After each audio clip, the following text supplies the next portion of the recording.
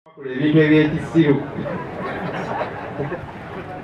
nga ekigi oyogera okwambala amasuuti bw'ogamba olubeera mukambwe ate awo tukwagalira ssebo. People power, our power. Kimu bibiri olwomukulu yabuuziza ku bbiiri ya lumu era nga tubadde ku nsonga ndala nnyo naye kale naye tujja giddamu. But just one quick thing, muze mulaba abantu abatandika okikola baali ba gavumenti kati mulimu n'abeeyita ab'opposition banenya NUP ku lw'abantu bano abaasibibwa. Tojja bawulira nga banenya gavumenti eyasiba abantu bano nebateeka mu kkomera emyaka gino gyonna nebalemeza eyo nebamma bail tereese bujulizi okulaba nti emisango gitambula. Tebajja kunenya gavumenti naye bajja kunenya NUP ate nga beeyita b'opposition. Abantu abo bakolera ani? Waliwo n'omukulembeze omu yagenze n'agamba ku mitimbagano nti abakulembeze ba NUP bafunye nnyo ssente ku nsonga y'abantu abali mu kkomera. Neŋŋamba yiri omukulu ono twali twakava mu kalulu etumuwa ekifo mu paalamenti ero kyabonaabona n'abantu baffe abali mu makomera abaabuzibwawo eyali mu paalamenti nga yeeteeseza kwefunira kasiimo kufuna ssente nga tukyali ku nsonga z'abannaffe abali mu makomera ate yagamba mbu tetufunye nnyo ssente.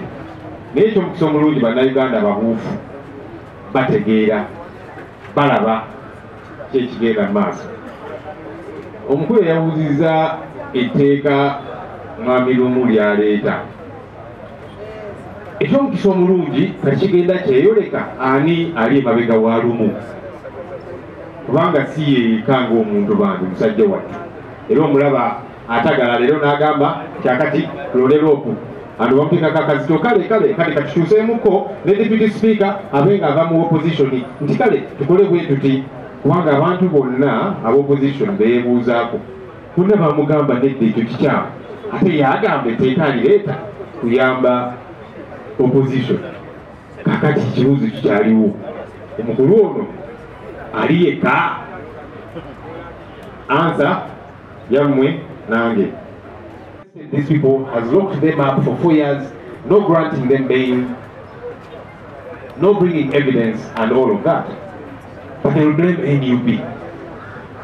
So you keep thinking and wondering who exactly lwaki takulibwako kalulu.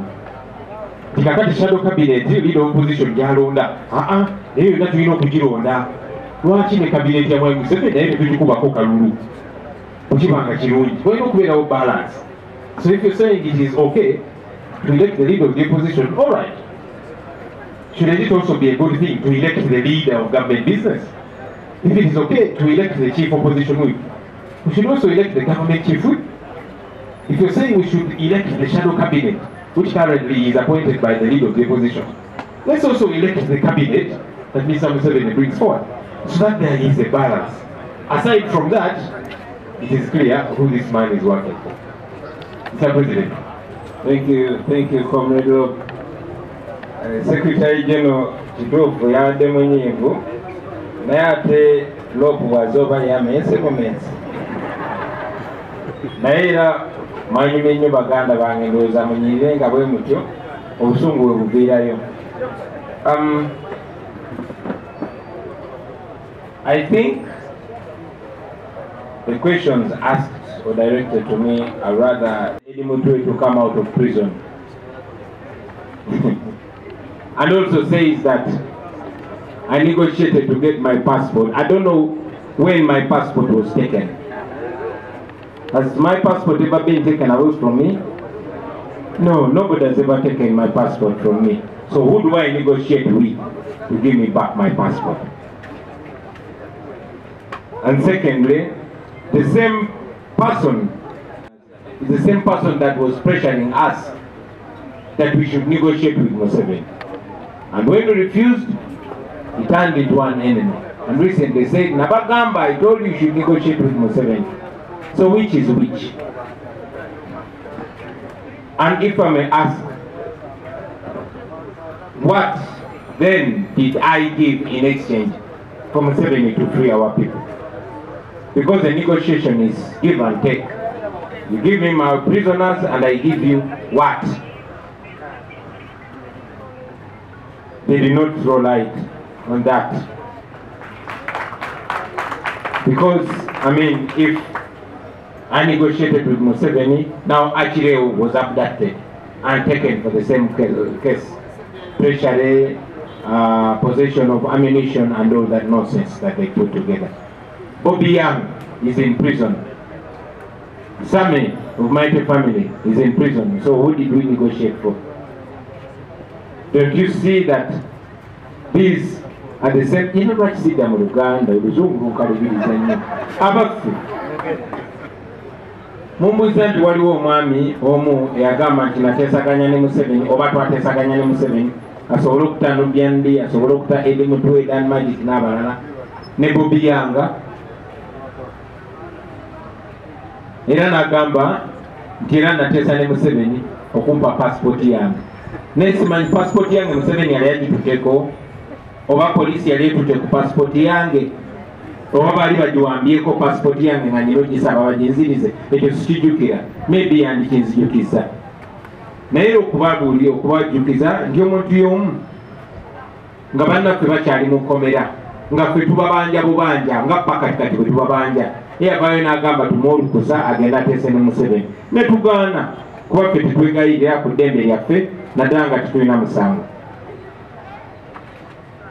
era awo lwago butakwatagana naffe naye gye buvuddeko namulabye nga kutte kubo ng'ali mu State House ewa Museveni nga yeetema amaganzi ndowooza nga abalabwa minisita. So ekyo kyongera obbalaga titulina abantu abagamba nti opposition naye nammwe ndowooza mugenze mulaba kuba bw'oba ogamba nti nateesa ne Museveni namuwaaki kubanga mu kuteesaganya twandibadde tuteesaganya nga mugamba mpa abasibe tuwa abasibe waffe neffe tumuweeki bwe tuba twateesa naye natuwa abasibe ffe twamuwaaki kubanga mwe kennyini abaali balemerako nti twogere naye ne tugaana mwe ne mugenda ne mwogera naye mumandi tubuulidde naye era nga bwe ŋŋambye nti singa twateesa ne Museveni okuta abantu baffe kati akireewo ali mukomera bamusiba ensonga ze zimu ez'ekisirusiru bweyeekera bamukutte n'ebisosokolo by'amasasi bamukutte n'ebbaagi z'amagye n'ennyota z'amagye n'ebirala Bobi Yanga ali mukomera muganda waffe Sami ewa Mighty Family artist naye ali mukomera so gwe twateesaganya naye ebigambo bino byonna nkyogeddeko nti tulina bannaffe bangi tukuze tumanyi ba opposition newankubadde babadde batulaga signals ez'enjawulo era oyo kabyogera y'obuzibu bwaffe bwaba twagala okwogera ne Museveni. In fact bumwetegeeza program yemu yagambye kakati ekiddako okukwata ffe ekiddako okukwata Bobi Wine kubanga bali be basiba bamulumiza nti emisango gye bakkiriza eyabatuma ate Bobi Wine alina okukwatibwa yateesaganya nenakyemalira.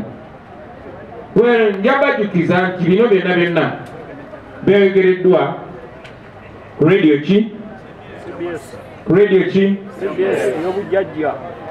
Kale nno singa CBS yali esobola nange okumpita kuba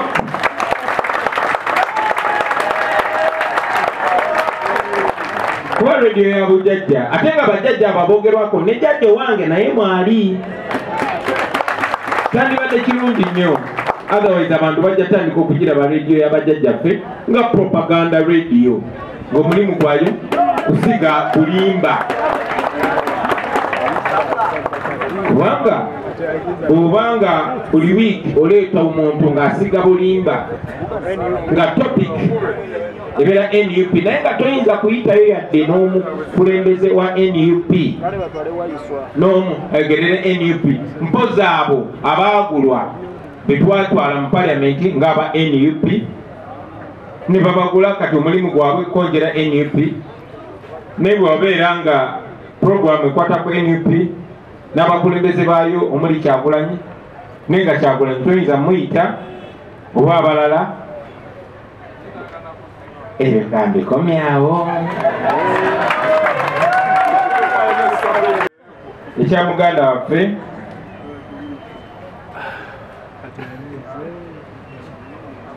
aleeta embaga mu palamenti era munamawulire nayogera passionately nnyo n'agamba naye lwaki temuliwagira bonna netuwagira enkyukakyuka zonna naye netumanyi nti basobola omukwata omuntu ne bamutibatiza opposition n'aleeta n'ebbago muteeka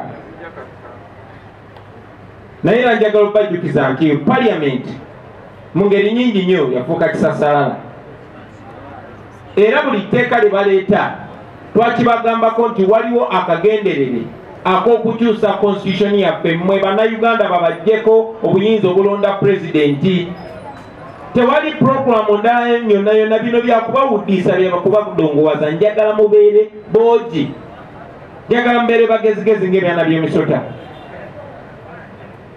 Bino byonna byonna Mungereza ziyita semantics kano konna konna kazigo.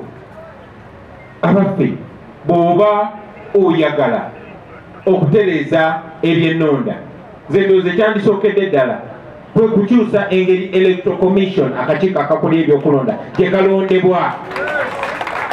Ekizibu kyetubadde nakyo ekinene kwe kuba nti Museveni alonda byabakama n'abalala mu kakiiko ak'ebyokulonda n'abagamba mmwe kati mwe bareefu kati nange ndi muzanyi. So etteeka likyuke engeri reefu gyalondebwa akakiiko ak'ebyokulonda bwe kaba tekakyalondebwa Museveni then oyinza okuba n'essuubi tikasobola okuba nga tekalina kyekubira n'ekyo tekirimu kitwandisuubidde kati ebbago liba likoleraani.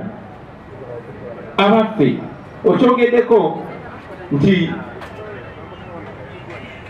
mu bbaga eryo mulimu okomyawo term limits oba ekomo ku bisanja. Kababuuze bwe bakomyawo ekomo ku bisanja kuba ekizibu kya Uganda ffenna tukimanyi ne baganda baffe abo nga munalireeta mwali twakkiriziganya nti ekizibu kya Uganda ye Museveni pozinga ebigambo bye byakyuse. Abaffe bwe kibanga ekizibu kya Uganda ye Museveni kuba ne boleeta term limit Museveni ajja kujja agambeoke kale mutegewo term limit kansooke mbakalakateke 5 mbambuzayo 5 emirala kuba mu mateeka nga basomesa nti etteeka terikola nga lidda mabega likola ki ligenda maaso. So kakati gwe bujja n'ogamba Museveni tugenda muwana tofaayo kandeete term limit kitegeeza yeweyo ekisanja ekirala kimu yeyogereyo n'ekirala kimu okuliraani. So njagala bategeeza nti bajja kuleeta obubadi bungi nnyo obwangu okulaba n'obutali bwangu okulaba. Akangu ennyo okulaba mwakalabye akoono eyaze n'agamba nti n'ekibiina ekirina okubeera nga tekiralonda leader of opposition baagala bakizeeyo mu parliament okulonda leader of opposition kibeere nga kuli presided over by Anita Amongo ne bano bonna ne bannaffe bonna nga definito mwali babeere nga be balonda leader of opposition. Kitegeeza ki isente nga bwe zizenga ziyisenganya emikono nti nga twagala kuyisaawo kino ne babawayo bukadde 10 bukadde 2 kitegeeza nti era Museveni gwe baagala okuwa obuyinza okulonda leader of opposition. So ekyo kyangu okulaba naye kino kiyinza obabeerera ekizibu okulaba naye njagala okubategeeza abaganda bange nti obubadi buno bonna bwe mulaba baleeta ekigendererwa kubikkulawo constitution. Ate Museveni mugezi nti ayagala kukozesa mwe aba opposition. Owa opposition yalina okuleeta etteeka lino lyalina okuleeta ebbago lino